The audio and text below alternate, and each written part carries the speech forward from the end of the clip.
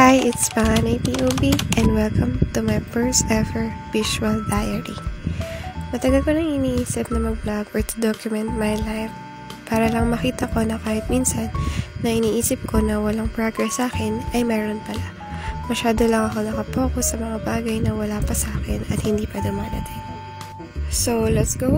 Visual Diary 1. Samahan niyo ako maghanap ng work from home job.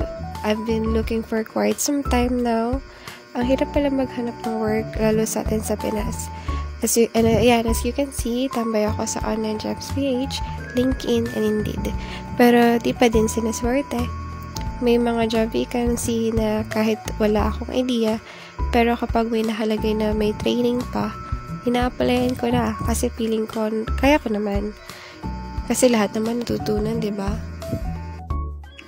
Pinapanood ko na din yung mga free resources dito para at least malawak na yung sakop ng understanding ko at may apply ko din sa work. Kailangan din kasing maging competitive. Sumubok ng sumubok para kung mag-fail man, at least sinubukan naman. Kayo ba? Ilang beses kayong nag-fail bago nyo nakuha yung dream job nyo? Ang dami ko na ring rejections na natanggap. Ang daming congratulations, you are qualified. Pero di naman ako close yung deal. Pero sabi ko, hindi ko muna to susubukan. Mag-a-apply pa din ako kasi baka sinusubok lang ako. Pero kung hindi pa din, edi hahanap ng ibang way para maabot ang pangarap. Di naman porket isinuko na natin ibig sabihin susuko na tayo sa pag-abot ng pangarap.